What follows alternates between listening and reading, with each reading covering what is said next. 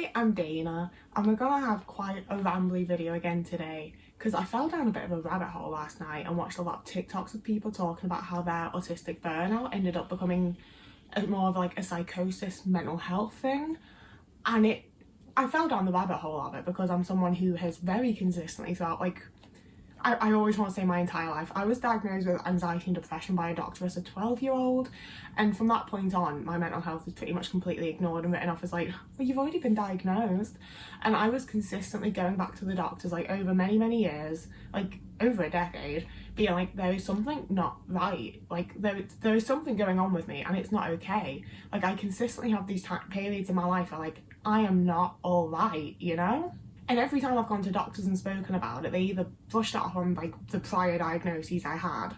More recently, they like to brush it off and be like, well, you're autistic. Or they're just straight up like, yeah, that is really weird. Good for you. I just get sent off. And I'll give that. I have also been referred to various like therapists and talk groups and psychologists and psychiatrists. And like, I've had many a referral. And everyone that I've spoken to has been like, yeah, that is weird. Wow, maybe it's signs of this. Oh no, actually it isn't that. It is just weird, isn't it? And I'm like, okay, so like for you it's a weird little quirk. For me, this is like months and months of my life being absolutely taken over by my own brain and not being able to function. So it'd be really cool if we didn't just brush it off. But I'm also very aware that it's a case of like they don't know what's going on. You know, they don't know what it is. They haven't got any advice or options for me, which sucks, but I get it. So I have unfortunately had to just do a lot of my own research and figure out a lot of my own stuff and see what's going on in my brain that way. And these videos have been incredibly helpful for me because it's not something I'm currently experiencing, but one of the things that I quite regularly think about is the periods of my life where I've had like something akin to psychosis. So I definitely had like the odd little like rumble as a teenager, but the first time that I like was like my brain isn't right, like there is something genuinely, I feel like I'm losing it a bit, was during lockdown. We had a stray cat arrive and then she had had kittens, and there was this, when she first arrived I was like, she's not a real cat. Like I know she is, you know, like I can always like logic my way out of these thought patterns, but it doesn't prevent that there's the original spiral there of my brain telling me this isn't a real cat, she's like some sort of robot, she's some sort of like surveillance spy from the government, like she's not a real cat. She's not real. Like this was the only cat I've ever had that I would not change in front of, I would not shower in front of. I was convinced that like I wasn't, but I was. And I think that's where doctors like didn't know what to do with me because they didn't want to see it as like a psychosis, because I knew it wasn't real. I knew my thoughts were like wrong and lies and whatever. But at the same time, I'd look that cat in the eye and be like, you're not a real fucking cat. Like there is no way I'm taking my t-shirt off in front of you because you're not a real cat. Someone else is like watching me through you or something. Like it wasn't okay, you know? And obviously, I was super fucking stressed. It was the middle of fucking lockdown and it was a horrible time for a lot of people. So obviously my mental health was already down, and then I had that as well. And then she gave birth to the kittens that she was pregnant with that we didn't know about until they were coming out. And that confirmed for me that she was a real cat because she had kittens. Like the government have not figured that out yet. They are not that smart. But then my next thing was that for the first 6 months of Otis's life, I again like couldn't change or do anything personal in front of him because I was convinced that he was my dad, like reborn as a cat. And I wasn't. Again, I was like, I know this is crazy, I know this isn't a realistic situation, I know that my cat is not my dead father reincarnated as my cat, like I know that's not the case. But at the same time, every time I looked at him, that's what my brain told me was going on. I was like, oh my god, it's my dad, you know? And it was so difficult trying to explain to doctors like, no, I know I'm telling you that I know it's not real, but also it's fucking with me like emotionally. Like I can't stop the way it feels because it feels like a fact and I know it's not, you know? In the same way that if you tell me 2 + 2 = 5, I know that's not right. But it also like, you've told me it like a fact, maybe it is, you know? And then lockdown ended and life returned to a bit of normality. I wasn't so incredibly anxious all the time. I wasn't right on the edge of burnout anymore. And I sort of forgot about it, you know? Like every now and again it'd pop up in my mind like, oh, do you remember when you thought that? But I was like pretty much over it, you know? Like I was mostly okay. It didn't affect my life any further than that at that point. And then we got to the big thing. So during lockdown, I bought tickets to the Foo Fighters live, and that was my big thing of like, when I see the Foo Fighters again, that's when all of this bollocks is over, all of the lockdown stuff, all this anxiety, all of this like weird psychosis stuff, all of like just the bad stuff that's been going on, when it's all over, I'll get to see the Foo Fighters, and that'll be like the symbol of it being over and done with. That'll be when like everything is officially okay. So I bought my Foo Fighters ticket when they went on sale for the next tour, and I was like, sick, this is going to be fabulous. And then a few weeks later, Alanis Morissette rescheduled again, and I'd had this ticket since like before lockdown. I had this ticket since like 2019. Like, I was seeing Alanis Morissette, and she rescheduled for the same day as the Foo Fighters one, and I'm like, I now have tickets for 2 gigs on the same day in the same city, and I'm genuinely thinking like, I go and see Alanis Morissette, and then at like the interval halfway through or whatever, I fuck off across town and go and see Foo Fighters. I can totally do both of these in one night. And everyone around me was like, no, Dana, you cannot do that. That is insane. That is crazy. And I was like, no, like, I am going to do that actually, because my life is falling to absolute shit. I was breaking up with my boyfriend at the time. I was figuring out that like I was about to have to go no contact with my family, because that was just absolutely annihilating my mental health and like any sort of self-esteem I had and whatever else. Like, it very much felt like my life was falling apart, and these gigs were going to be the thing that like sort of, that was what I had to look forward to. That was going to be like the big good time, and that was going to like motivate me to be able to get through the rest of whatever bollocks was thrown at me, you know? And then the drummer for the Foo Fighters, Taylor Hawkins, died. We all know that. And my first thought was, oh my god, I can't believe I've done this to him. Like, literally, my ex at the time came up and like knocked on the door with a cup before me and was like, Dana, I know you're gonna take this really badly, but Taylor Hawkins has died. And like, my immediate thing was that like I'd been like putting out into the universe. Like, I'd been so like, I don't actually think that I can manage with my anxiety with the way, with where they're positioned, with just like the factual logistics of things. I can't get to both gigs. So I'd like put out my message to the universe, man, to tell me which one to go to. And then like a week later, Taylor Hawkins died, and my brain's immediately like, that's because you fucking murdered him. You murderous little bitch. Like, you put that out into the universe and asked the universe to murder one of the Foo Fighters, and this is what's happened because of you. And I can like laugh about it and talk about it and be whatever about it now, because it's been such a long time, and I'm in just a much better mental position. But I had a good long while where people could not mention Taylor Hawkins to me without me just crying, because I was like, I murdered that man. Like, it wasn't in like a super dramatic way, it was just in the way of like, I felt a guilt like deep within my soul, because I was so convinced that I'd like manifested his death myself.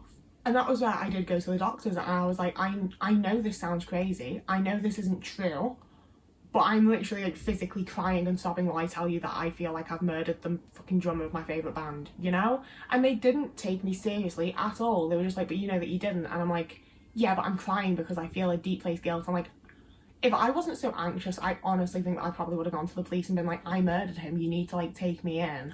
You know, it's just that I'm like such an anxious little bitch that I'm not going and speaking to anybody.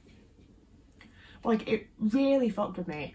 And because I had the awareness the whole time of like, I know this isn't the way the world works, I know this sounds insane, I know this isn't, I knew this was like a mental health thing and not an actual like universe thing or whatever, you know? And I remember they were very much just like, well, you can deal with it then, can't you? Go deal with it. And no one quite knew what to do about it. And I spoke to numerous different GPs, because I kept going back and being like, I still feel like this. Like, you haven't done anything and nothing's changed for me, and I still can't listen to this band or have anyone mention them to me or think about them without crying, because I feel like I've murdered one of them. So maybe like, please actually really do help me. But I just kept getting sent off to like various like diagnosis process type things for various mental health things, and they'd be like, but you don't have this, and I'd be like, yeah, I know, like, I don't know what is going on, that's why I keep asking. I don't know what the fuck is happening with my brain.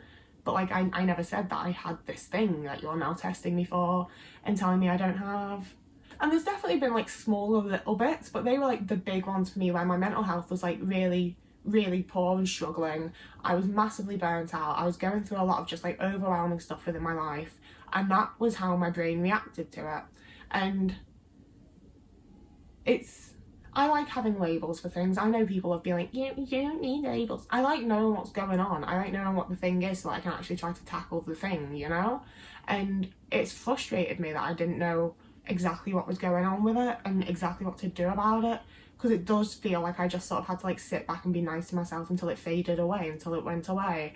And that's obviously not particularly useful when I do like to have like coping mechanisms in place and be able to actually deal with things as they pop up. So seeing all of these videos about autistic burnout and everything, it does just feel like my brain was so overwhelmed by life, by the things that I was going through, by what was going on, by the autistic burnout that I was in, that like it couldn't process anything happening, you know? It couldn't process these like large things. Like, they were big things to me at the time, you know, like my favourite drummer died, this random cat appeared and I had a new pet. Like, they were big things, and it feels like my brain just couldn't process another big thing happening. So rather than try to process and actually deal with the thing at the time, it was like, okay, so that's just not real right now. We're just not, it's not happening, it's not a thing, it's not logical, it doesn't work for me, it's a big change, it's different, it just, nope. And it's a lot of little things like that where I feel like there just needs to be so much more research into like autism and how the autistic brain functions and everything, because it was so frustrating to me to be going to people and being so vulnerable, telling them something that like I was so embarrassed and ashamed of, and that made me feel so terrible and guilty in the moment, and being completely brushed off and being, I'm so often treated like I'm too smart to have any sort of like mental health thing going on. Like, you know, it's not really real though, so you can just deal with it. And it's like the fact that I know it's not true isn't helping me though. Like, it's not helpful. You know, it's just such like a negative view and a negative stereotype of people that have like delusions and things like that. And it's the whole stereotype that exists around so many different mental health conditions is really frustrating and definitely prevents a lot of people from getting help. But it is one of those things where a lot of my stuff, I am like, I don't necessarily think it is a mental health thing. Like, obviously it is my mental health that's being affected, but I don't think it's a mental health thing in the way of like, this is something that can be diagnosed or treated with some tablets or whatever. I do think that like a lot of it, if not a majority of it, is down to being autistic.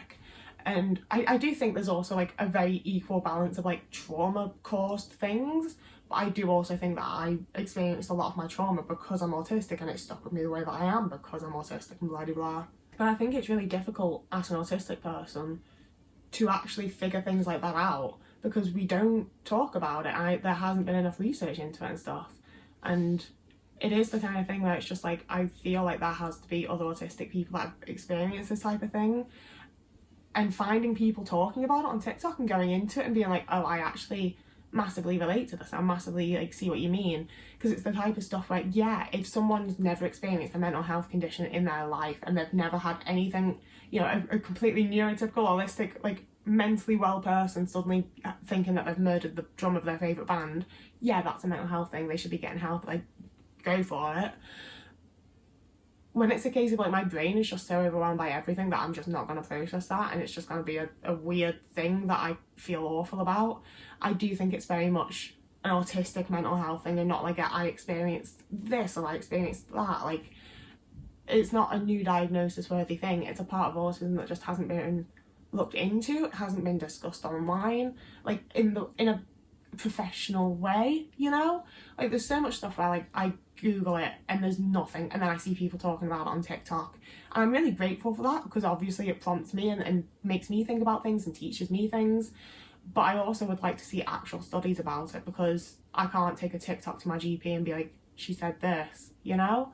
And I do think that there's just so much of my mental health that is actually autism that just hasn't been studied or looked into whatsoever, and I think is probably being experienced by a lot more people than just me. So yeah, that's today's very, very fun video. I hope you enjoyed massively. It was so cool and fun. So as always, if you wanted to like this video, I do believe that helps me in the algorithm. If you wanted to subscribe, that's always very cool. I really enjoy getting new subscribers. You can also follow me over on TikTok or Instagram. I post pretty regularly on TikTok at the minute and not quite so regularly on Instagram, but I'm trying my best. If you want to see these videos a little bit early, you can join me over on Patreon, and you can also donate monetarily to me over on Ko-fi, but there's never any pressure, you do not have to. The whole point of my content is that it's like free and accessible to whoever needs it, that wants it. It's here, you know? That's how I want it to be, that's how it will always be. So there's no pressure, you don't have to, it's all good. And yeah, so whoever you are and wherever you are, I hope you're having a lovely morning, evening, day, afternoon, week, month, year, and I will see you again in a couple of days.